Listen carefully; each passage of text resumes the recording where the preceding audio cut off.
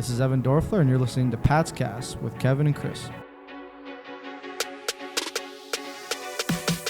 Fawcett below the right wing circle for the Pats. Back up the boards, Bridgman at the line. He'll shoot, deflected in front, stop, rebound, scores! Keats Fawcett with a beautiful backhand goal. Fawcett pounces on a juicy rebound in the crease area.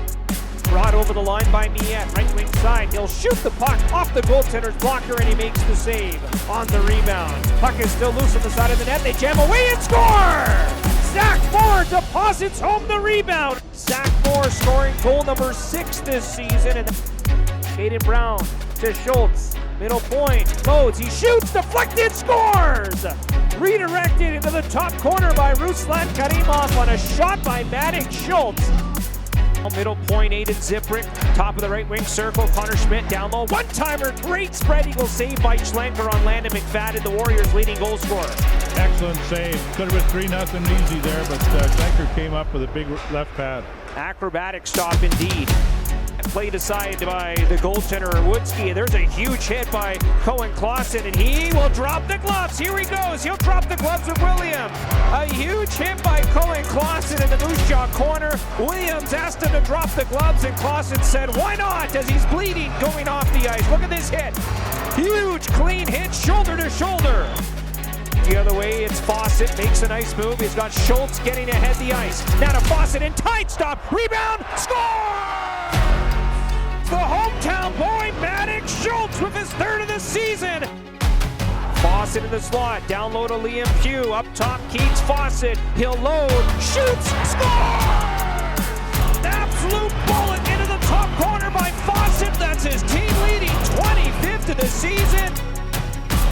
Brown stops in the corner and gets smoked by Ziprick. No penalty on the play. Now in front, McNutt, stop, rebound, score! The overtime hero, Caden Brown, his 22nd of the season. Regina wins it over Moose Jaw, 3-2. Welcome to Pat's Cast, the unofficial Regina Pats podcast. It's February 1st. It's show 227. How are we tonight, Kevin? A little bit better that the Pats pull off a W on the postponed game against Moose Jaw. But other than that, not too bad. It's decent out. It's February 1st. The weather's turning. Nice. Yeah. Usually February we get the blast of cold, but it looks like we're going to get some pretty decent weather the next little bit. So we shall see. Yeah, can't complain about that. Anything that's not minus 30 is a win for February. Yes. Yeah, go to the rink today, this afternoon, and nice out. So yeah, but yeah, that's the squeaked one out today. Yeah, not gonna lie, they had us in the first half, but pulled it out. Yeah.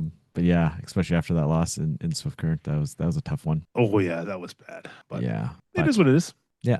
But yeah, I mean, there's not much news these days. Like we said last week, everybody's set. Teams are set. Just kind of rolling with down the stretch here. Yeah, I don't know, kind of just rolled right into this skills competition on Tuesday night. Yeah, it was nice to see them have a little bit of fun out there. Too bad there was only a couple 300 people in the stands, which is that's unfortunate. But they didn't really advertise it that great, unfortunately. And the time, I thought it was 7:00. Like, I didn't realize it was 6 until after we recorded. And for whatever reason, I just happened, I still had the page open to make sure I had the right day, right? And then it said 6. I looked at it, I was like, it's 6:00. Oh wow, geez. So it was early. Yeah, I know. I was a few minutes late. You know, it's tight by the time you get home and make supper and get there. It was nice that they did it though. It was free for season ticket holders, and 300-ish people showed up, which is unfortunate, but I do appreciate the planning that Bryce and crew put together to put it together. And yeah, I think Bryce was on Sports Cage Monday, I guess it would have been, and they interviewed. Yeah, it was Monday, and he talked about doing all the work. I mean, it's a lot of work, right? Putting it in and getting the time frame in. You squeeze it in, not to squeeze it in, but they easily had it in under 2 hours, right? Because you got to plan for ice time and stuff, right? So, but yeah, because they started like probably right on 6:00. They didn't screw around because I walked in. It was pretty much right away. I walked in a couple minutes after 6, and it was already going. So yeah. But yeah, no, it was good though. Yeah, like I said, appreciate the work they put into it. So it was good. Yeah. seemed like the players had a lot of fun with it. You've seen the people that were there had fun. Mm-hmm. It was it looked like the crowd was having fun. The few people. But. Yeah, like there was the Pew had a mic for a while, and somebody else they had a couple clips online after, and it seemed like they were having fun. So. Oh yeah. Well, the players had a chance to let loose a little bit. Yeah. Maybe to just quick go through these events. Fastest skater was Rollison. Surprised? Yes, I guess. I really didn't know who. I never really figured. I've thought about a player that would be the fastest doing a lap. A couple surprises, but yeah, he won by quite a bit, like 12:63. Next best was Eglin at 12:72. So. Yeah, I thought maybe almost a full tenth of a second up there. Yeah, Eglin was 12:72. Hamilton was 12:96. Karimov went 13:15. Wagner 13:08. Rollison 12:63. Schultz 12:78. McNutt 12:73. And Bear went 12:75. Yeah. So they're all pretty quick. They were all within a hair of each other, which was nice to see. Actually got to see the speed from these guys, which is cool. Yeah, I don't know. I honestly wouldn't have thought it. Rollison, if you just put those 8 guys up there, I don't think I would have picked Rollison, that's for sure. But no, me neither. But he's clearly one of the faster guys. But you just don't see it in game action, right? You just no, right. So like we see Eglin with some breakaways, right? Yeah, he gets that burst and he's gone. Yeah, he doesn't look fast, but obviously he is. He just the way he skates, he just maybe doesn't look all that fast, but when he gets that burst and he gets past the defenseman, he can fly.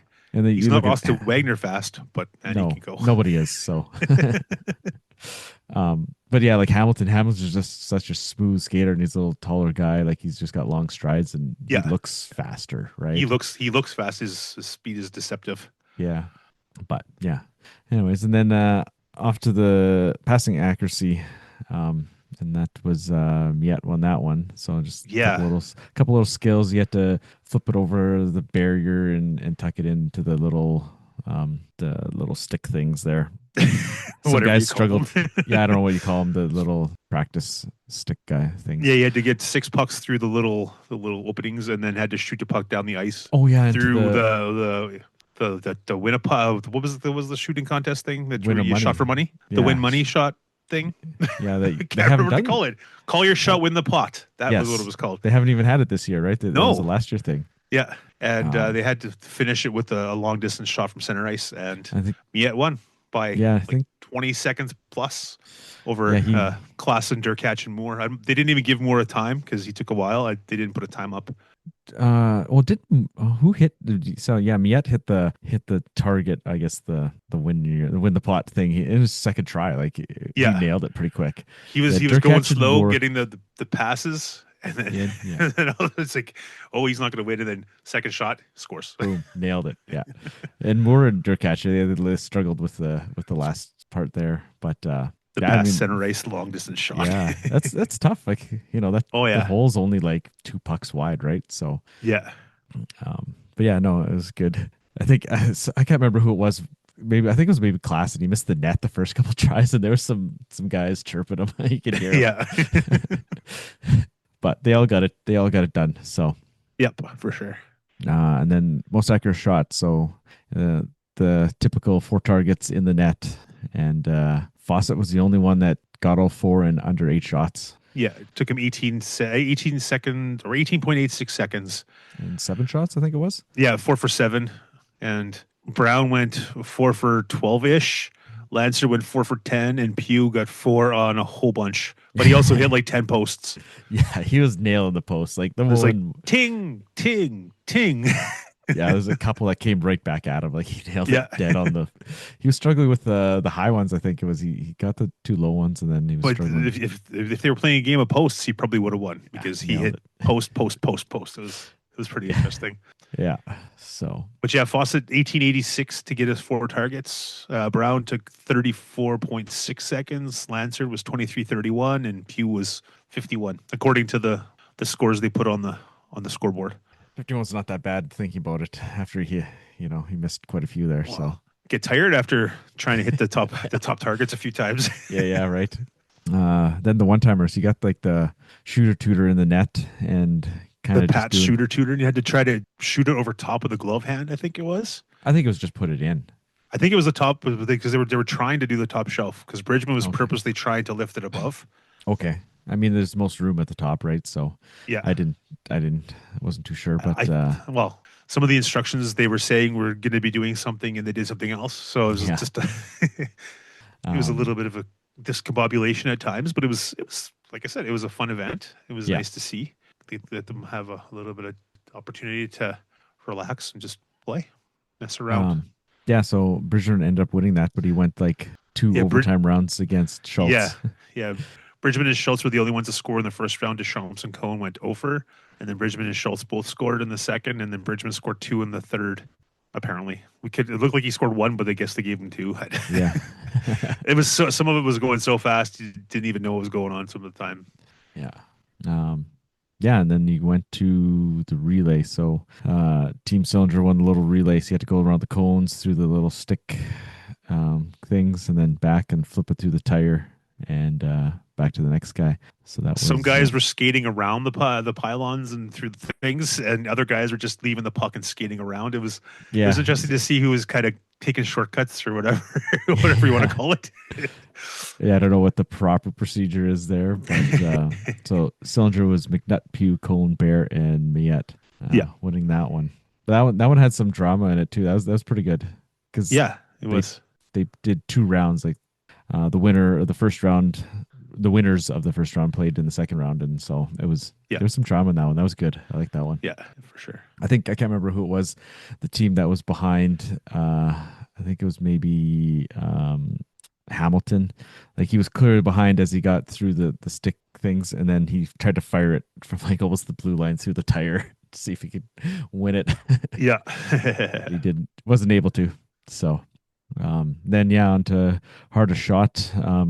This one here, not too surprised with Bridgman winning, or you got the big defenseman winning, but Wagner right up there, the young guy defenseman. I mean, got some size, clicks, so a little surprised, but then you think about it, not that surprised, but that's kind of nice to see though. Yeah, they had 3 opportunities to get their best times or whatever, or their best speeds, and it was kind of neat. A couple, I think, weren't hitting the net in a good spot. Like Eglin, he was only hitting like 120. So I don't know if he was just hitting the puck in the wrong spot to get a good reading or whatever. Same with Paul. He seemed like a little bit slow with his too. Paul, I think he maybe got robbed. It seemed like he was shooting it a lot harder than he got. I thought he was going to be up there with Bridgman, and the numbers just didn't. There. So I was a bit surprised. I think he got robbed. I'll put that in. I want to redo. I want to see Paul again because he was right there. I think. Well, for the first half of the shootout, Kenny was doing it and he was putting the puck in the exact same spot every time. But then Kenny, for the second half, they switched coaches or switched who was the coach? Was it Ollie? Yeah, Ollie was doing it. So he was just kind of putting the puck in one little spot. It's just like he would just like chuck it in the hash, like between the hash marks and go from there. So I don't know if that affected it or not, but faucets. Do we want to put or do you want to say all the speeds for the guys? Just do like the top 5 or whatever. Bridgman hit 152 kilometers. Okay, so do the miles because I think people are more accustomed. 152, which is about 94.4 ish. Yeah. Wagner with 145, which was 90.098. Deschamps was 142, which is 88.23. Cone, 144, 89.477 miles an hour. And Moore hit 140 at 86.99, and Hamilton hit 142 at 88.23. So, a lot of guys 80s, in the mid to high 80s, which is kind of nice to see. Yeah, once you put it in miles per hour, because people are used to seeing the NHL one where they do it in miles, where guys are getting over 100, right? And Bridgman's at 95, like that's 94.4. So it's not nothing to sneeze at there. So for sure. Yeah, so he's kind of a little bit the team MVP because his team ended up winning, so he won two events for Team Bedard there. And then the shootout was kind of just a fun thing. Guys were. I don't know what team actually won that one. I just got who scored on who. Wickenheiser, so that was Team Red. Okay. Right? I think Lancert, Klassen, Rolson, Schultz, and Paul had won it. But But they went twice, and then they went a third time. So it was kind of just fun. The goalies went a few more times than that. Yeah, a couple guys went extra times, but the goalies really faced 70 some shots in like a matter of like 10 minutes. 5 minutes. 10 minutes, yeah.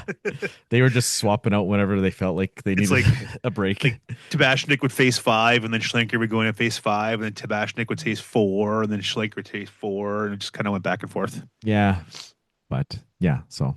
But it was fun. Yeah. Thanks to Bryce and the Pats for putting it on. Too bad there wasn't more people in the stands. Yeah. Maybe if they do it next year, they can advertise a little bit better, a little bit more, and let people know, it's like, hey, this is fun. Here's some video from last year, stuff like that. Yeah. And like, especially when it's free for season ticket holders, right? So yeah, just pop in and watch it. It's done in under 2 hours, so it wasn't a huge commitment. Yeah. But maybe next year they'll try to plan a little bit better and maybe get a 7:00 ice time or like a Saturday afternoon or something like. An off weekend or Sunday afternoon even, right? Yeah, something. Yeah. A lot of Saturday games, but yeah. Either way, but yeah, it was good. But it was fun. Yeah, I appreciate it. It was nice to be back. Yeah, it's been quite a few years, over 10 years since they've done one. So what they got to do now is try to bring an alumni game back. That would be fun. Yeah. Pats versus somebody like Moose Jaw or whoever's willing to bring their alumni here, have a big weekend. But that's something for the future, potentially, maybe. Yeah. For the alumni staff and crew to do, hey? Well, some of the alumni staff and crew are a little older, so yeah. I don't know how well they play. So, but the Pats do have a lot of local area alumni, so it'd be kind of nice to get them together, even if they played against each other. Like have a 2-3 lines alumni side. Yeah, that'd be kind of cool. But I'm just kind of throwing that out there if they're listening. Yeah. Bryce, for next year, alumni, have an alumni game, alumni versus alumni. Yeah. All right. I guess the other announcement this week was Bobblehead coming up on this coming Friday, the 6th against Saskatoon. Chandler Stephenson. Obviously, a current NHLer. Won a couple cups, one with Washington, one with Vegas. Now he's with Seattle, the senior Pats. But yeah, so that's this year's Bobblehead. So that's good. He was obviously a solid NHLer and still in the midst of his NHL career right now. He was a pretty solid WHLer too. Yeah. For the era he was here, he was pretty solid. So yeah, that's Friday night against Saskatoon here. Haven't seen an actual picture of it. It's in the graphic, but it's kind of it's blue tinted, so you can't really tell that well. It's kind of looking like a Chandler Stephenson lookalike. I think it looks like it's a generic, a generic bobblehead with a little bit of a scruff on his face. Yeah. A little scruff. It looks like he's got a full almost a full beard. Yeah. I don't think he had a full beard playing here. I don't think he did either. He might have had a little bit of scruff, but that's a little bit, but I can't think it back that far. But yes, that's good. This Friday coming up. And then I guess get into these games this week. We've talked a lot about the skills competition and stuff already, so let's kind of cut this short. Yeah, I mean, this current game, I don't know, there's not much to say about this game. Oh man, I don't know. Kind of disappointing. Unfortunately, that third period collapse was just. I don't know if they thought they had it in the bag or what, but and then for them to allow that tying goal, Dingman was. No, that's the go-ahead goal, Dingman. Oh, the game-winning goal. Yes, right. The game-winning goal. Yeah. For them to allow that goal, I for know, him to be 15 feet wide open at least, and no one called him out, and he was standing right beside the net, slamming his stick, and I know he shot it off of him. Yeah, right. Like he's behind Schlenker back door. Like it's like Schlenker would have to stop the pass. Yeah, he wasn't stopping the redirect. No, right? He was right at the edge of the crease. He was just standing there. It's like, hey, Yeah, I'm 6'4", 230 pounds or whatever he is. You can't miss the guy, right? Well, the Pats unfortunately did. Yeah, I know it's tough. Sorry, so he's I'm watching 6'4", 224. Okay. So I'm watching this game on delay, and like I'm mid third, it's still 3-2, and then I see the email, Pats lose 5-3. I was like, what? What are you talking about? Like, Yeah. And they like they definitely held back, and instead of trying to score more, like they had 53 shots. Seems a little high, but they held back in the third and tried to play some defense. Coast a bit, yeah.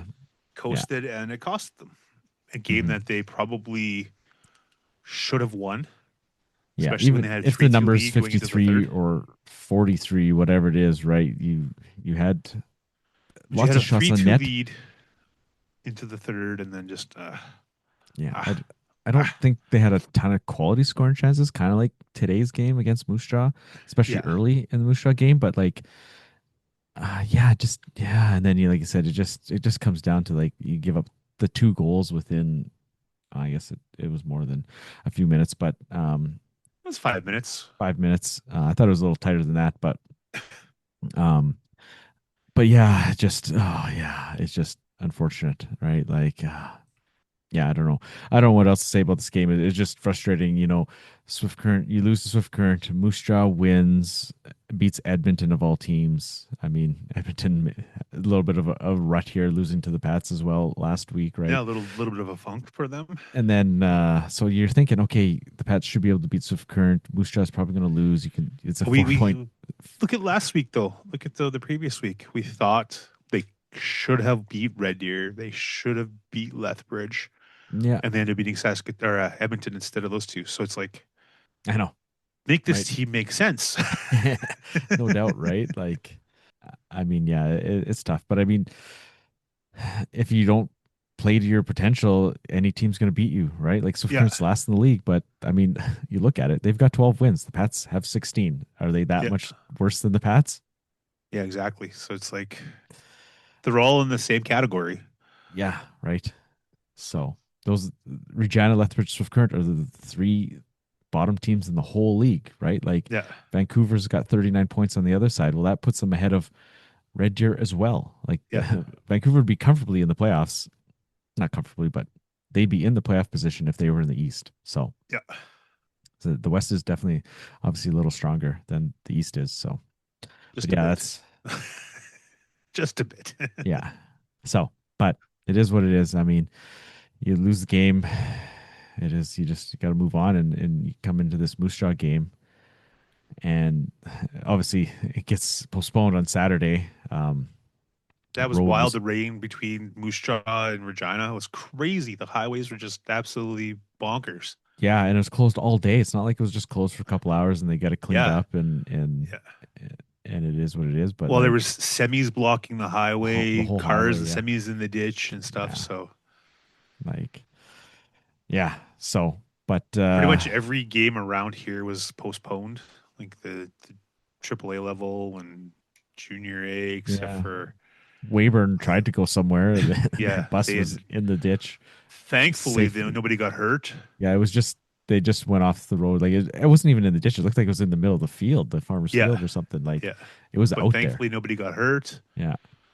Like, why would they even attempt it? Like, the highways were so, like, you just look at the highway hotline, it was like red. Yeah. For miles around Regina. Yeah. And then, I mean, the north seemed a little better because I was looking at the highway hotline for another thing. And like north of Regina, between Regina and Lumsden, it showed it as clear, like black. Yeah. And so, I don't know, like the Mintos made it down to Estevan. So I don't know when they'd left or how they made it. They maybe left early, but it probably was worse early. It probably got better later in the day, but I don't know. Either way, maybe But it was pretty hard for Moose Jaw to try to go by semis blocking the highway and stuff. Yeah, so. Moose Jaw wasn't making it here, and of course it's Regina. That Regina Moose Jaw highway is always the worst ever. Always, right? Like it's always the worst. But so they postponed it. It was nice that they were able to push it back to Sunday, or like both teams were available on Sunday and ice. I think I don't know if the ice was available, but they made it available because Yeah. there was the Prairie Challenge between the Cougars and the Huskies. I think Yeah. both men's and women's were supposed to play here, I believe. And then Yeah. They're so supposed to both play here. the men's game was tonight after the Pats game, and the ladies game got moved to Saskatoon. So yeah, but anyways, because the men's came on after the Pats game here. We were late in the rink, and they were doing their warm ups as we were leaving. So Yeah. but anyways, into this Moose Jaw game, and like it's kind of like the same thing in this current game. Like, you got all these shots and Just throwing pucks and throwing pucks and throwing yeah, pucks. I mean it didn't seem like again there was a ton of quality scoring chances until late Yeah. in the game, but Brad was happy with the way they played, and they didn't play bad. Yeah. They just couldn't. The effort was definitely there.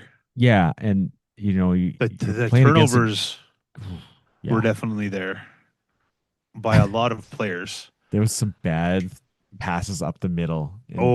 Just oof. If you watch this game, you'll see some pizzas up the middle.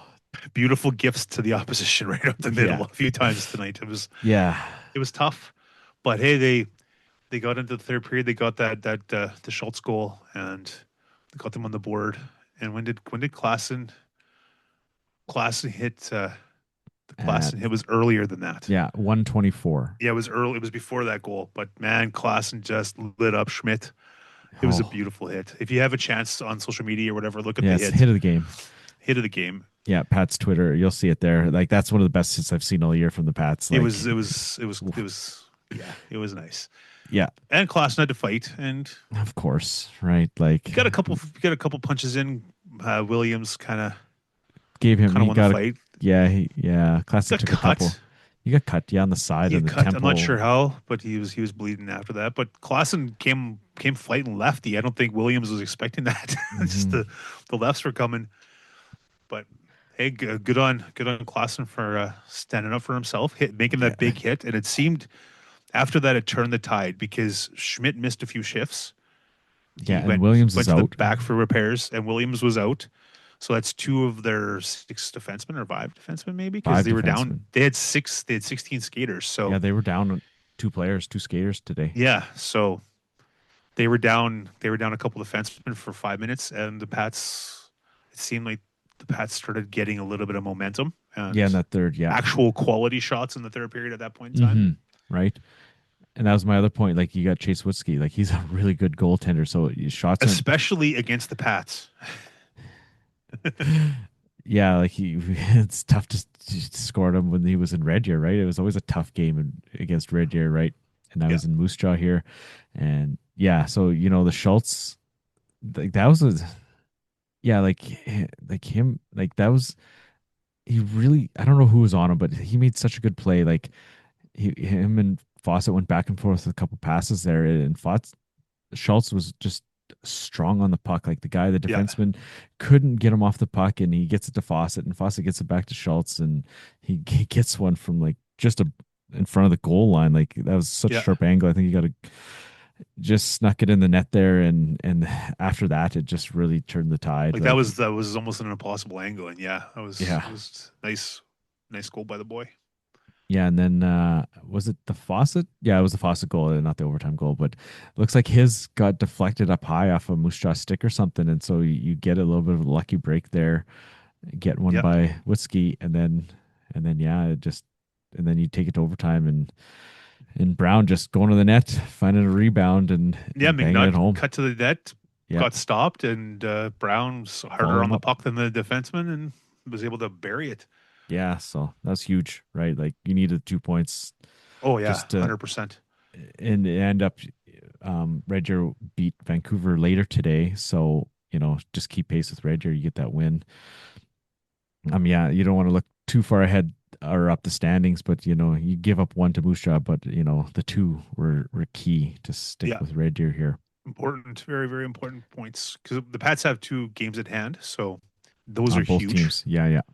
Those are huge, but gotta win those games at hand. Gotta win games you can. Yeah. So. Yeah, just quickly looking at the standings. Yeah, Moose Jaw with 42, Red Deer with 38, Pats with 38. Moose Jaw with 18 wins, Red Deer 17, and Regina 16. Lethbridge right behind them at 15, but they're 7 points back. Yeah, because they don't have any. They have overtime like one losses, extra time loss. Yeah, loser points. So, but yeah, that's kind of the situation there. It's real tight, and it's going to go right down to the wire, I think, here. Yeah, there's still quite a few points out there. But there is, and we just kind of looked at the schedule before the game. Like, they play 13 games now that this game got moved to February. 13 games in February in 28 days. Like, and well, if you think about it, the next game is the 6th. So yeah, they play 12 games. 12 games between the 6th and the end of the month.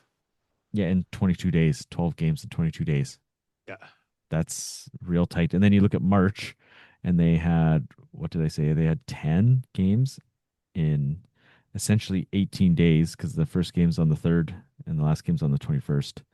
Like, these are some heavy schedules here. Oh yeah, it's like, very, very condensed at the end. Yeah, hopefully they can stay healthy and stay competitive and pull out some wins, get some points, get into the playoffs. February, the first week in February is 2 games. Then you got 4, 3, 3, 2, 4, and 4. Like, 2 heavy weeks. Yeah, 2 4-game weeks to end the season. Like, oh man, and that's harsh. And 6 out of 8 are on the road too. Yeah, that's gonna be real tough, right? Yeah. But yeah. What else you got this week? There's not much else to really talk about that much. No, we've talked long enough. Let's get into this interview. Yeah, we got a long interview. We didn't know how long this interview was going to go, but it ended up going quite a ways. Yeah. So Evan Doerfler, he's kind of he mentions a lot of different things for the Pats, but he comes in as marketing and social media and stuff. And so a young guy with some enthusiasm, some young blood into the team, and he's got a little bit of a resume. He's done some good work prior to coming to the Pats, and he's done really good with the Pats social media. He's one of the guys that does the funky graphics. Yeah. Like he takes the pictures and makes the funky graphics, and a lot of the videos you see are him. Yeah. So, yeah, he said he's working on the next Heart Makes Hustle or Hustle Makes Heart behind the scenes video. Hustle makes history. History. There we go. So yeah, he said one of those is coming out here soon. So another one of those. So he worked on that one. So yeah, you can tell just by listening to him, he's got a lot of passion for this. He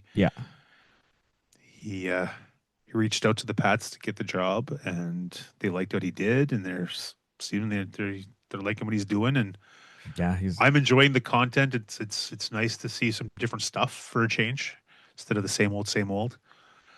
And yeah, hopefully he sticks around for a bit and takes his game to the next level. He's still young. He's like 21 years old, so it's like talking to a hockey player still. Young guy. But he's got some life experience, and he said, like I said, he's just doing whatever he can to get his career going, right? Like he's like you said, he's worked with the Windsor Spitfires. He was with did some internship with the Hockey News covering the Leafs. Did this project, for the Blue Jays. Kitchener Rangers, you mean? Kitchener Rangers. I couldn't. Yeah, Kitchener. Windsor. Not Windsor. Kitchener. I know all those teams are all jumbled up down there. Yeah. They're all one.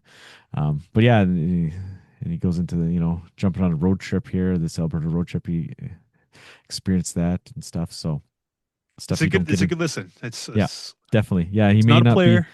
Yeah, he's not a guy you won't even know his name. You won't even recognize his face on the graphic, but a guy behind the scenes that's doing a lot of good work. So that we want to spotlight him. We mentioned he's been on play color with Dante once. He's been on Access's Pat's TV. A guy that might be jumping on here a few times. Here, maybe in the end of the season, get a fresh voice on here and stuff. So I thought maybe we profile him so you know who you're kind of hearing here if he does come on here soon. So, all right, we're pleased to welcome Evan Doerfler of the Regina Pats. Welcome, Evan. Hey guys, how's it going? Thanks for having me. Going good. First off, good win today. But Great one. Yeah. First question about you. Where were you born and raised? I was born and raised in Ontario. Small town. For me, small town. Not since moving to Saskatchewan. There's very much small towns in that. But small town called Orangeville. Orangeville, Ontario. Population about 30,000.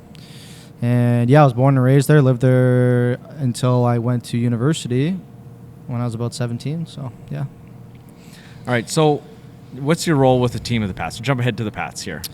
My role is technically marketing coordinator in terms of what it's actually called, but I do marketing communications. I work closely with Dante and Rohan, obviously my boss, but do a lot of communications side in terms of working on releases and recaps and previews, and do a lot in terms of marketing as well. Obviously with Rohan, that's my obviously main role, but the three of us, we work together obviously daily, so yeah. All right, so going back to your life in Ontario, growing up there, you have any siblings? Yeah, I have one sibling. His name is Aaron. He's my older brother. He's 3 years older than me, and yeah, he currently lives in North York, just outside of Toronto. Works for Ernst & Young, or EY as some people call it, and yeah, he living life in Ontario. But yeah, him and I, we're brothers, obviously, and that's the only sibling I have, so we're pretty close. Yeah. You guys into sports? Oh yeah, big time. I mean, I don't know how familiar you guys are with me in terms of sports, but I'm huge into pretty much every like major sport, I'd say. In terms of who I'm a fan of, Toronto Maple Leafs, Toronto Raptors, Toronto Blue Jays, and the Baltimore Ravens in the NFL. Had a family friend who got me associated with them when I was younger, and just kind of hung on to that, and here I am. So. Were you a sports guy growing up? A sports guy in Did you terms actually of playing. play? Yeah, I played AA hockey in the winter time. I played that. I mean, I started skating I think when I was 3, so I've been playing for a long time. Honestly, a huge reason as to why I want to work in hockey and in sports. Just like didn't really want to be away from the game.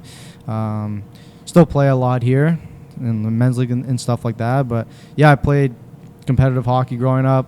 Had a lot of fun. Loved it. Wish I was still playing. Played soccer in the summers for most summers. Played basketball for a summer.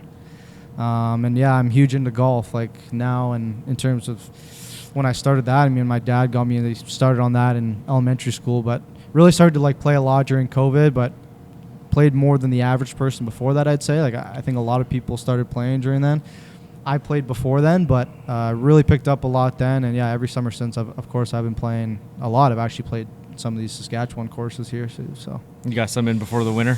Yep, I did manage to, because I got here in July, so I was able to play July, August, and into September. Kind of not as much in September because the season started, but in the first couple weeks. Where'd you go? I went to what's it called? They have like 2 or 3 nines. I don't know what it's called. The Tor Hill? Yeah, Tor Hill. Yeah, Tor Hill, that's it. yeah. And Tor Murray. Hill. Yep, There, and yeah. Murray. Yep. Yeah. Pretty good course. Yeah, those are a couple of the better, obviously, in the city here. Yeah. So there's lots of good ones in Saskatchewan. They're like, it's a small population, but there's lots of really good. I got to get out and tracks try here, some like, more this yeah, summer yeah. for sure. Like, get out Yeah. of the city, For sure. Like I think it was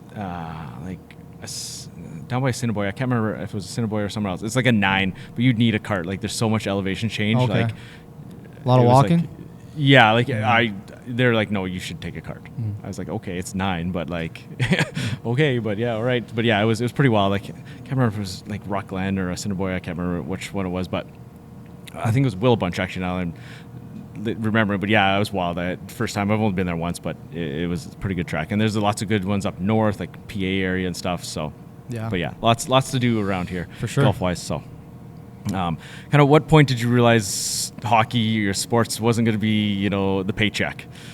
Well, I think playing AA hockey, that's still pretty good, I'd say. Like, Yeah. I think in Ontario as well, like it's a pretty big province. So I thought I was good. I still think I am good, but I just think that hope kind of ran out as I got older, as I went to a couple of AAA tryouts, camps, and I don't know, it just wasn't for me. I just didn't find it to be for me in terms of that. And I'm also not the biggest guy, so I would have had to been producing at a pretty high rate, which I wasn't. I was more of a two-way guy. So, yeah, but I think especially during COVID, I lost out on an extra year there, and never really lost my love for the game or anything like that. It's just I kind of aged out and didn't really see myself going to play AAA at that age. And yeah, like I said, I just wasn't always the biggest guy, so it never really worked out in my favor in that sense. But of course, my passion never left for it. Still watch it and work in it. So yeah. So you head to university and you get into the journalism, media, sports class. That's right. What made you decide to get into the journalism part or the sports media part? Well, I went to Ryerson, or formerly Ryerson, now it's called Toronto Metropolitan University, TMU. Always mess that up, but yeah, it was my first year. It was called that, so still kind of do. But yeah, sport media is a unique program, and I actually had a conversation with someone about this week. Another student who had reached out to me, and I talked to her about it, and it's just they do a good job of preparing you in terms of career path, but the thing I'll say is that they kind of have every option for you. You know, if you're into marketing, if you're into journalism, or if you're into like doing on-air stuff or behind the scenes. For me, I just had a couple of mentors of mine that were journalists and reporters. I really liked the idea of being a little bit on air and then working on site, hands-on, talking to players, talking to coaches. That's just the side of the game that's always interested me, is the media side, not necessarily working behind the scenes. I've always wanted to be more so hands-on, writing about the game. I feel like I had a lot of knowledge and stuff. I didn't play necessarily at like we talked about AAA or like the OHL, but just I'd seen people around me do it and kind of learned from them in terms of what I had to do. I started working for a student paper for free. I had a couple of unpaid internships. Got really heavily invested in that and working on some feature writing, talking to players, and going to games and writing recaps and stuff. It just was like a passion that I kind of found. I actually was never really that much into English in school, but I think there's a difference between writing about a boring book versus writing about a hockey game. You know, I always tell people, of course, like it's just something I was interested in, and I found that to be my passion. And kind of as I went along, and people just told me, like, you can be central in something, but it's always good to have your hand in separate jars and understanding how to do separate things like graphics, being on air and able to write. I mean, communication is a part of everybody's life, and especially mine. I mean, it's a huge part of my life, is being able to communicate and reciprocate my feelings into things I do. So yeah, just something that really interested me, and I had people I looked up to and reporters that I'd seen on TV, and I just wanted to be like them. Yeah, having the multi-skills things, being versatile, right? Like you said, you're putting out pictures, you're doing posts like that way, and then you help with the recap and stuff, and so and stuff like that. To help tell a story. Exactly. Yeah, that's the fun of it, right? So you talked about these internships. You were covering the Leafs for a bit for the Hockey News, were you not? I was, yeah. So as part of the program at TMU, you have to, in order to graduate, you have to have an internship for course credit, and so you have to get a certain amount of hours. And you know, I owe a lot to my parents for sure, because being able to do that, not everyone can do that necessarily with being unpaid and taking that on. I did that in my third year. And before that, I'd actually worked with the Kitchener Rangers before that as in another internship, which I did for a couple seasons. I'm sure we'll talk about that. But with the Hockey News, I worked directly with David Alter. He's been a long-time Leafs reporter since the early 2000s, I believe. And I just reached out to him, and I just said, listen, I've been a Leafs guy my entire life. I'm in sport media. I know the difference of being a fan versus covering the game. I enjoy writing, and I was wondering if there'd be an opportunity, and he kind of took a chance on me, and I think it worked out for the both of us, and he was really happy with the work that I did, and in return I was really happy with the opportunity he provided me, because it obviously helped me get to where I am today. But covering the Maple Leafs was for sure a dream of me. I mean, I never would have thought I'd be in a media scrum with Austin Matthews and William Nylander and Mitch Marner at that time. Never in my life would I think I was doing that at... Jumping right into the big time, right? Exactly. You didn't even... 19 years old. I didn't think that would ever happen, but of course, when the opportunity presents itself, I was just saying yes to everything and just following along and just acting like I was supposed to be there. So really cool experience, and that actually turned into a part-time job. So I did my internship for 4 months in the summer, and he offered me a part-time job throughout the school year, which I just did for some money to make up, honestly, for the summer. And yeah, that was obviously, I was super grateful for that, and it was a lot of fun. At school, we saw that you won a competition. Yeah. For a strategy for engagement with the Blue Jays. Yep. Engagement. Yeah. Tell us about that. Yeah. So that was the ISLC case competition. So not sure how familiar you guys are with Ontario universities, but okay. So Western University, they have an Ivy League school program. It's called Ivy. It's a business program. Extremely difficult to get into. There's a couple different ways you can do it. You could go to school in a normal undergrad, and then you could apply for that later on and then get into it and have an extra year, which is what my brother actually did. So he went to that school and he did that, and he's actually the reason why I heard about this. He told me to enter, and it was a sports competition in terms of sports and business, right? So I had a couple of friends that went to that school, and it's the top of the top in Ontario. Basically, it was a 3-day event, and they had members of the Blue Jays there. They had other organizations there. Golf Canada was there, a few others as well. But essentially, you had to come up with. They present you a problem in a case, which everybody has, and it's kind of like a hockey tournament. Like there's a round robin, and then there's a group that moves on from each.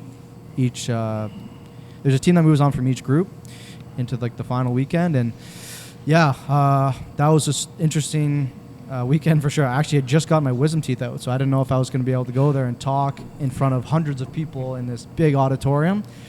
Certainly a challenge, but we were tasked with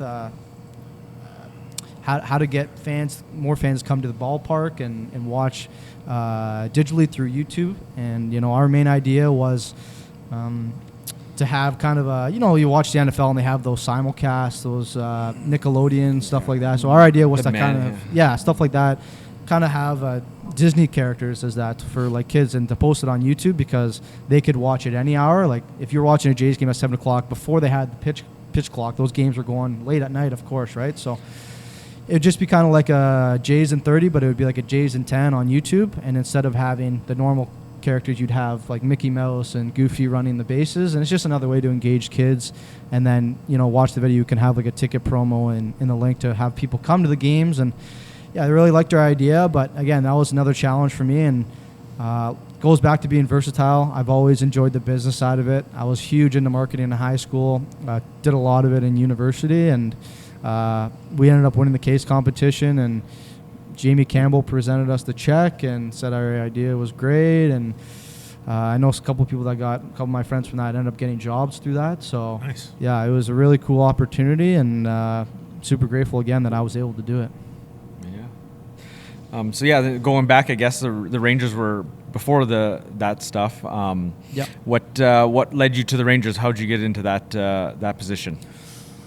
Honestly, guys, much of my path has just been reaching out to people, cold emailing, and trying to sell myself. That's really what it's been. That was the case with Kitchener. That was the case with the Hockey News. That was the case with the Regina Pats. With Kitchener, I actually was in contact with the former comms person who had since left. I reached out in the summertime, or maybe actually the spring, I think, and I was looking for an internship just to get experience. Like I was so involved at this point. I was writing for, a school, for the school paper and stuff, and I really wanted to get my hands on deck and get dirty and work in the OHL. And reached out to them, and they just said there wasn't any opportunities, obviously because the season was off, but. It was the off season, and by the time the summer came around, I reached back out, and they said, yeah, we actually have someone else coming in. So on their first day, I emailed them at 6 a.m., and I just said, I've been talking to so-and-so, and I'm very interested, and this is my first impression. I hope that you like it. If you want to talk further, I'm totally open to doing that. I'm open to any opportunity. I could be cleaning the floors if you want. I don't care. And then, kind of push came to shove, had a couple of interviews, and that boss who I had there who hired me now works for the Philadelphia Flyers. I'll name drop her. Lindsay Eastwood. She used to be a pro hockey player, actually, in the PHF, I believe it was. Toronto 6 used to play for. Okay. Really awesome boss. Still talk to her to this day. I actually talked to her last week. But, she gave me a chance, and it was an amazing opportunity. That first year, I was really doing a lot of game day stuff, social media, and I'd take the train in on Wednesdays from school, from Toronto to Kitchener, to meet with the players after practice and interview them. And then I'd go home and I'd write feature stories. I believe I did 34, one for every home game. And we did, players, training, coaching staff. And it's just like we've done a couple for the Pats since I've been here. Just a way for the fans to get to know the players off the ice and a little bit about their backstory. And I really enjoyed it. I mean, like I said, that was before the Hockey News, and that was really my first time ever interviewing players. And I of course, looked up to these guys. And I was older than a lot of them, but, of course, I wanted to be in their shoes at a time. So really cool experience, and obviously a very historic franchise. So, I was able to do that for 2 years, and that was really good. Nice. Were you disappointed they didn't get the Memorial Cup?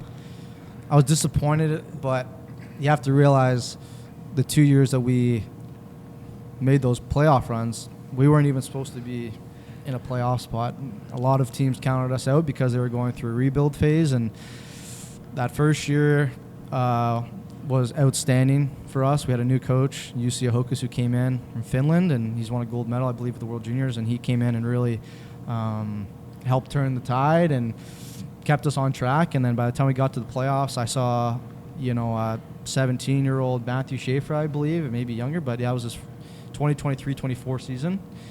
Outstanding player. Really cool to cover that in the playoffs, and we ended up knocking off Erie in 6 games. So winning a playoff series was awesome for that organization and for me at that time. And then we got swept by London, and swept by London the next year as well. But, I mean, they had 13, 14 NHL draft picks a at couple that point. juggernauts there, those 2 seasons of London. Last year was special for sure because they made it to the conference finals. It was really cool to see that stuff. How the NHL used to have the logos on the ice, and they have that in Kitchener. It was really, really cool. And this year, I know they're doing extremely well again. So I'm rooting for them in the OHL for sure. So you were following the Memorial Cup announcement, and how disappointed were you in them not getting it? Maybe. Yeah, I talked to a couple people, of course, that I was close to and still am close to from there and their organization. They're understandably upset. I was upset too. I was really rooting for them. I knew of the renovations before I left, and they poured a lot into that facility. Looks awesome, amazing.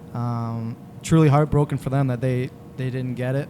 I thought they deserved it, but that arena is. I'm sure you guys haven't been there to the Odd. No. But I've heard it's.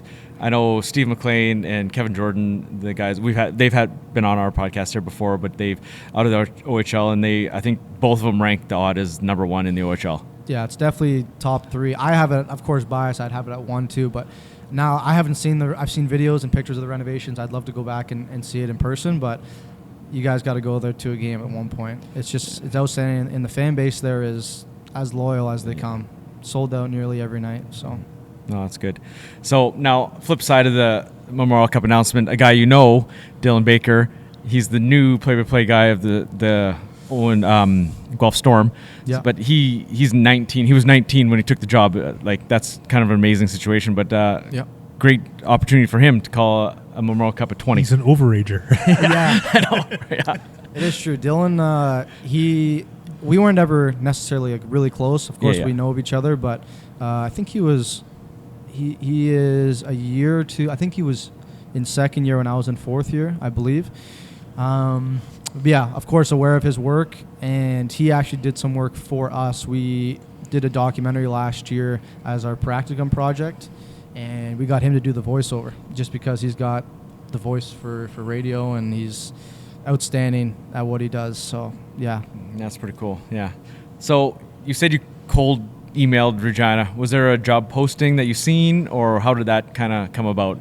No job posting. I was getting ready to graduate last year and had some talks with Kitchener and even with the Hockey News, and I think I was looking for maybe something new necessarily and just different opportunity. Yeah. Of course, there's lots of factors that go into that, and I wasn't necessarily looking to move away from home at 21 years old, this far away. But the thing is, with this industry, is it can take you anywhere, and I've learned that, of course, and even meeting so many great people along the way. But with Regina, it was a simple cold email. Again, just a historic franchise, and I made a pitch deck that I kind of sold myself to Patrick and Gord and Rohan, and they ended up giving me an interview, and it was a long process, but of course that happens in these. I believe this was a new position, and they hadn't yet posted it. I think they had a few people in mind, of course, but it worked out in the end for me, and super happy it did, because I've loved everything that's come with it. And working in junior hockey, I even tell people, my friends and people I've gone to school with that have reached out about how things are going. I just tell them, like, you should be prepared to do anything, and everything that you do, every experience, is something you could take along with you in the future. So, Had you ever been to Regina before? Never been to Regina or Saskatchewan. No. How far west had you been before? Had you ever been to like Manitoba or anything? No, I hadn't been to Manitoba. That Alberta trip was the first time I've been to Alberta. Okay. Had never been to BC. Yeah. Ontario boy. Ontario. I think I've been to Quebec, Montreal, and that's honestly about it. I haven't seen as much in my own country as I've been outside of it. I mean, I've seen lots outside of my own country, but I've made it a point to try and get out and meet new people from different places and go to these different places. Like, I want to go to BC for sure very badly, and I was able to go to Alberta last week, so that was awesome. But yeah. What were your initial thoughts about Saskatchewan before you actually came here? What were you thinking Saskatchewan was going to be like? Flat and cold? My initial thoughts were I wasn't even thinking about it. Like, I was thinking more so about I'm getting to work for the Regina Pats. Yeah. I didn't care about anything else. Is that I was getting to work with the Regina Pats, and that's still what it's been, of course, what it always is. But I always remember when I first came. I came here for a visit when I was I had gotten offered the job, and I came for a visit in June. It was about a month before I started, and I came with my parents, and we went we went to a couple places in Regina, and then my mom she just kept trying to reassure me. She's like, you sure this is where you want to go? Like, you sure this is where you want to live? Are you sure this is what you want?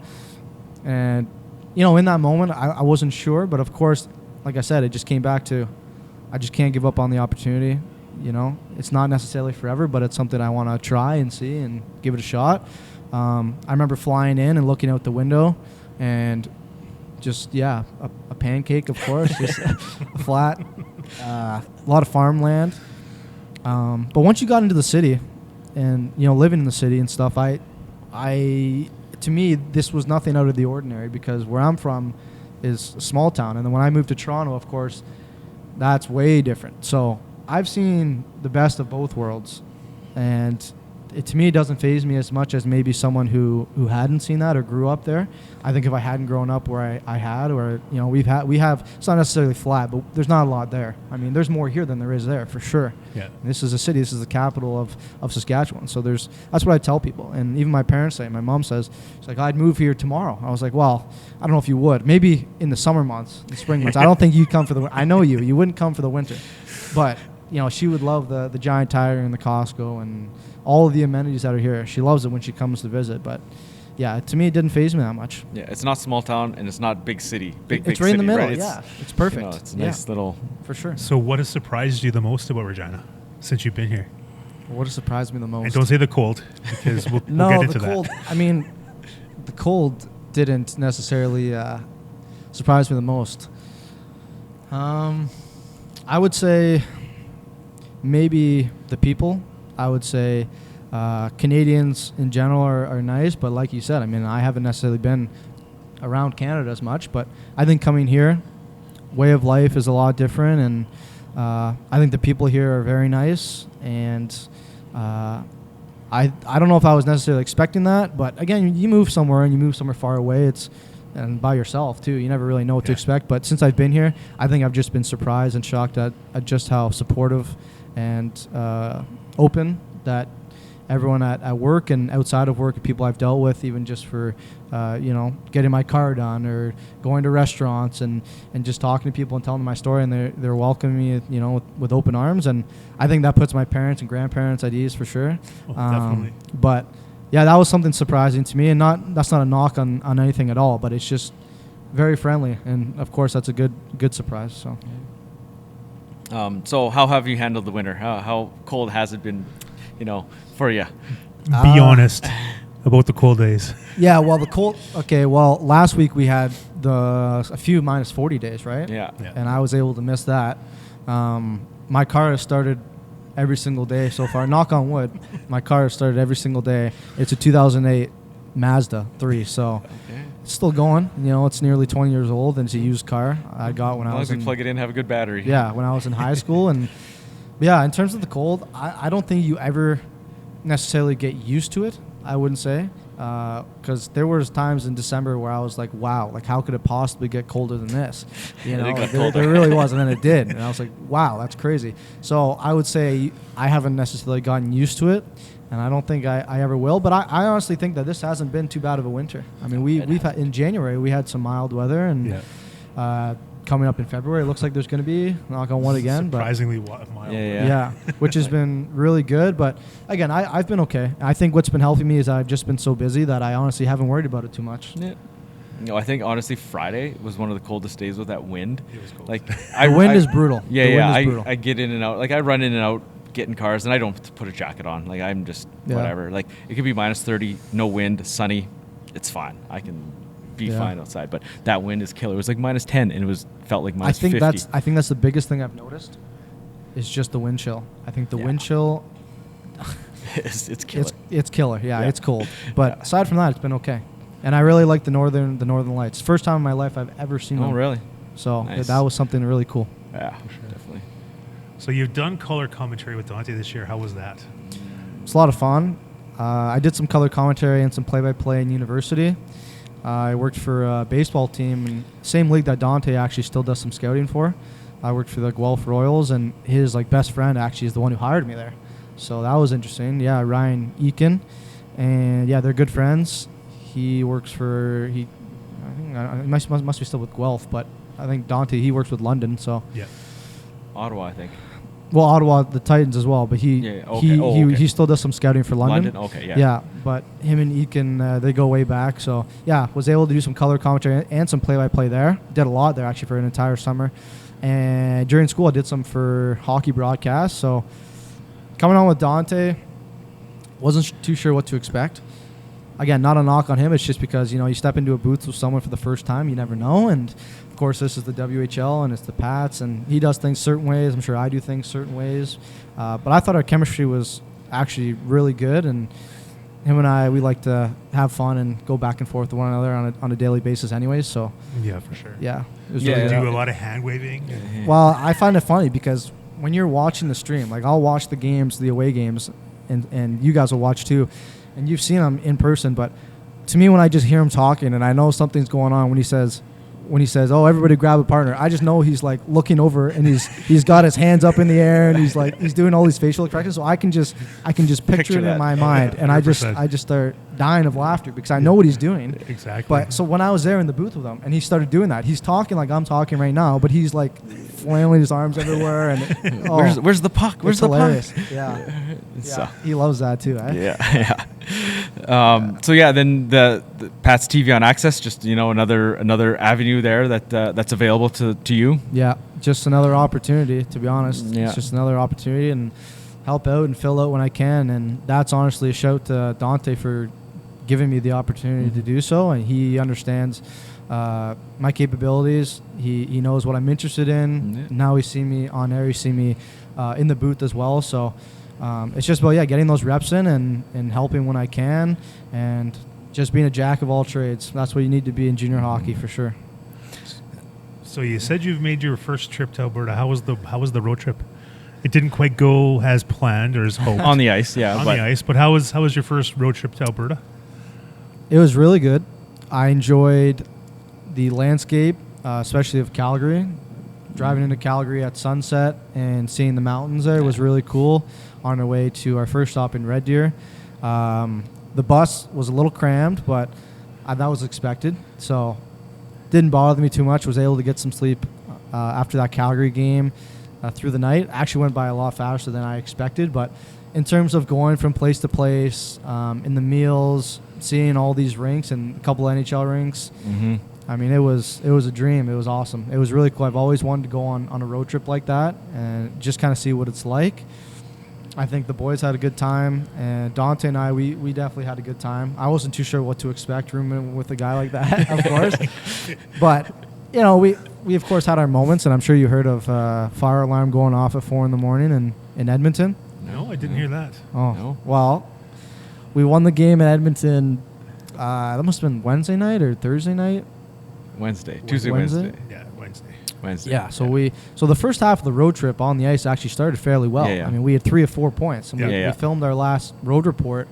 Like, okay, we've got 3 or 4 points, and we got Lethbridge coming up. Just win this game, and we could be happy with that. Yeah. Obviously, that's not how it went, but after that, Edmonton, everybody was on a high, and we, everyone rightfully so, was celebrating and stuff, and was happy about it. Came back to the hotel and went to sleep. And at 4 a.m., there was this blaring alarm that went off for about 30 minutes. Jeez. 30 minutes. And they're telling us that we didn't have to evacuate, didn't have to leave the room, but they wouldn't shut it off. They had to wait for the fire department to come. And then, luckily we had a day off the next day. We didn't have a game the next day. So we were able to, I think we slept in an extra 30 minutes or so, and then got up, had breakfast, and Went headed to Lethbridge. But boy, was that something. So that would have totally disrupted the pattern, though. Yeah. Oh, man. The trip was really good, though. And like I said, seeing Rogers Place in the Saddle Dome, never been to Alberta, but being able just there on ice level and seeing stuff on the grounds. We saw a couple of the Penguins come in. We saw a couple Oilers practices when we were there. The Ducks came in Calgary because they were putting their stuff in the locker room after we had finished our game. And seeing those press boxes and just how the NHL, I've seen like Scotiabank Arena, really the only NHL rink where I've been everywhere, downstairs and upstairs and in the press box. But it was cool to have that experience in Alberta and getting to see a different province. Like I said, I'm just checking them off the list now. I want to see everything. So how high up is that Edmonton press box? Like have you seen pictures? But you I've never obviously been there, but you see pictures and it isn't the right focus, right? Like in person, it just looks it's so far, it seems. Well, Chris, I'd tell you 2 things. I would say there were 2 moments in which I kind of had like a wow kind of moment, or like I can't believe that, is when we took an elevator to get to the Edmonton press box. You had to take an elevator like all the way from the bottom all the way up to the top, and looking up to the top is like, on your camera when you have you have the 0.5 camera. Yeah. That's essentially what it looked like from up top. That's what it looked like. So it was crazy. To answer your question like that, it was crazy. And that building is very, very new, right? Yeah. And so you can tell it's very new, and it's an outstanding complex. It's really cool. And Calgary, the other thing for me was Calgary was I talked about Lindsay earlier. And I guess I had posted something along the lines of me in Calgary. I must have posted on my Instagram or on the team Instagram, and she saw it. But she messaged me and she's like, "You got to go on the catwalk." And I was like, "Oh, I didn't even think of that," because when you go up to Calgary, it's kind of like ours. Like how you can go up the stairs and you can turn right to go to the press box, or you can turn left to go onto the catwalk. Yeah. So for this one, you go up the elevator. This one was a shorter elevator. Like Edmonton was like 7-8 floors, it felt like, I'm pretty sure. But Calgary was only like a couple. And it was like you go up to the press box, and same thing, you had to go, and there was like, I guess an older rink, but standing on top of that catwalk, because I went on it, and I was like, wow, this is unbelievable that I'm standing on this right now. I can't believe I'm standing on top of the catwalk at the Saddle Dome. Super high up, and I was nervous, of course, but I got some cool photos and we got some good content, but really, really great experience. So being able to do a road trip in the WHL is unlike the OHL because there isn't really... It's a lot different. There isn't any big road trips in the OHL. I think some teams are like, sometimes they only have 5 overnight games, like overnight trips total in a whole season, right? The furthest they'd go is like Saginaw or Erie, or in Ontario it'd be like Sault Ste. Marie. Yeah, right? So maybe you go up to Sault for 2, Sudbury, Sioux, right? And then you do a couple. It's way different. Yeah, it's way 100%, different. right? And then, so, those teams can't even fathom a 2-week trip to the coast, right? So it's wild, right? It's a lot different, especially like for the U.S. trip or even the Alberta trip too. Like, it's crazy. Yeah. So what did you do? Pass some time on the bus? I worked. That's really what I was doing. Yeah. I slept I think actually that I slept, the only time I slept aside from when we drove home on that Calgary, like the last night, through the night, the only time I slept was that morning after the fire alarm went off. Just exhausted. Just exhausted. But yeah, for the most part, I was doing work. I had a lot of stuff to do on the day-to-day I usually do in office, so I was just doing it on my laptop.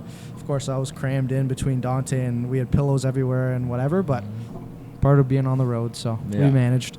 How was Dante as a roommate? Well, I can't get too graphic with how he was, but you know, it's fine. Yeah, he does certain things that I, of course, maybe I scratch my head a little bit, but the thing I found craziest to me was, I'll tell you the story. I don't know where it was. He eventually started an alarm, but for the most part, he doesn't set an alarm. So I don't know what he does on a normal Monday to Friday, if he sets an alarm or his body just wakes him up. I have no idea. Me personally, I could absolutely never do that. Never. I would have to have some sort of an alarm. I usually set 2 alarms in the morning, one for the normal time, then 5 minutes after, and then I'm up like that.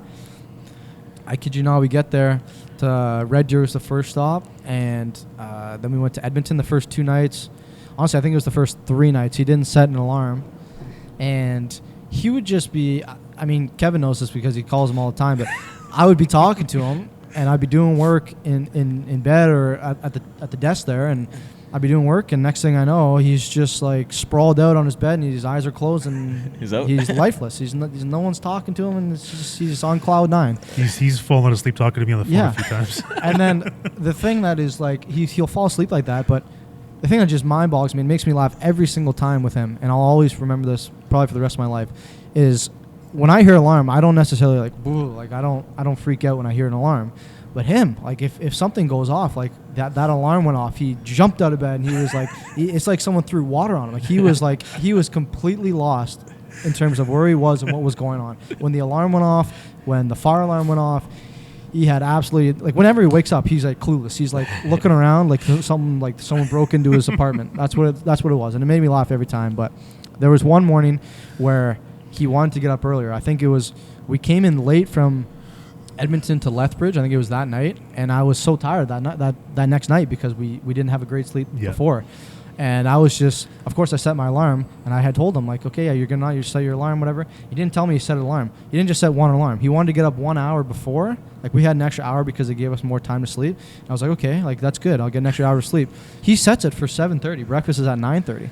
So it's like 2 hours difference. He sets it at 7:30, and I wake up, and I'm like, why is his alarm? That's not my alarm. Why is his alarm? He hasn't set an alarm the whole trip, and now he's deciding to. The one day we're getting to sleep in. He set an alarm. I couldn't believe it. And then he's like, oh, yeah, it's my alarm. I wanted to get up and do some work, man. So then from 7:30 to 8:30, he planned to do some work. He had an alarm probably every 5 minutes from 7:30 to 8:30. He didn't get up and do work. Every 5 minutes, the alarm would go off. Every 5 minutes. And I would say to Dante after the first, Dante, turn him off. I have mine set for 8:30. It's fine. Like, get up and do your work. You don't have to have one every 5 minutes. I'm trying to go back to sleep. So it was a crazy experience in terms of that. But that was as worse as a guy. It was just funny. I just laugh at him when he does that. It's That's just hilarious. It's funny. I can't wait till he hears this. Yeah. He knows it's the truth. He lived it. So You come on next week, rebuttal. Yeah. Anyway, so wrapping up here, just a couple quick ones. What kind of music, TV shows are you into? What do you listen to with the kids? If you have time, because you're always into sports and watching football and stuff. Yeah. Well, yeah. Usually Sundays I'm just watching football. Yeah. That's usually what it is for me. I just wake up, watch football, and I have hockey also on Sunday. So yeah, Sunday's really just a reset day to do that. But yeah, I usually just watch sports. Kevin and I talked a little bit about this off the air. I'm into the crime stuff. I watch a lot of crime docuseries and documentaries. Crimes. Yeah, I absolutely love that stuff. Music, I grew up on sports radio with my dad and all those old hits. I love the 80s music. I absolutely love it. That's my Spotify Wrapped came out whenever that is in December, and it gave you like your age of what it was. Mine was 65. So yeah, and that's like my dad is 60, so that's pretty close. Like we listen to like pretty much the same music. Nice. I do listen to some music that is like, of course, from now Current, in this current stage. Because you got to keep up with the social media posts and stuff. Yeah, right? yeah, and stuff like that. Yeah. What was the other part? Oh, what's TV shows? Yeah, I'm huge on Dexter. I don't know if you've ever seen it. Great series. Watched that. Binged it through a university. All of the Dexters? Yeah, all of them. Every single one. And Breaking Bad, I was big on that. And the other big one I would say is Severance. If you've ever seen Severance on Apple TV, you should watch it. There's a free promo. You should watch it. You guys should absolutely watch it. You have to pay attention, though, when you're watching it. You got to pay attention. Yeah, it's really good, that's though. The thing, though. I get a little bit of free time. I don't get to watch. Like, Saturday night, I actually sat down and watched a movie. Because I was like, when do I have time to watch a movie? True. And, like, 2 kids and stuff, it's tough, right? But I was like, do I watch a TV show? But I don't have anything going right now. Or do I actually have time to watch a movie? So I watched a movie, an old one, but... Well, if you get the time. Severance. Okay, I'll put it on the list of my list is getting longer because I haven't had time to actually sit down and watch some of these series that I want to watch. But, yeah. Who's the best dressed in the office? The best dressed? Game day wise or whatever, however you want to say. Dante's going to say him, and he'd probably be mad at me for not saying him, but you know what? Hot take. I think Jeff Krause has a lot of good stuff he's been wearing. He's been here for like a week or two, but every time I've seen him, he's got something sharp on. He's brought the A game? Yeah, he has. Okay. Yeah. Nothing wrong with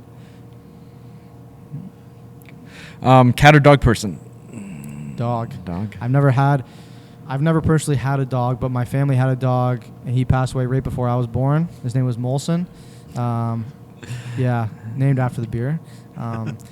Yeah, he was a great family dog, and my girlfriend, that's really just the dog that I've kind of been attached to. And my family, actually, my uncle lives up the street from me. They had a dog named Jack, and he was really like our family dog for a long time. He just passed away this year in April. He was 14, maybe 13, 14, maybe older. I could be wrong, but great dog. And my girlfriend has a dog named Josie. She's the sweetest ever.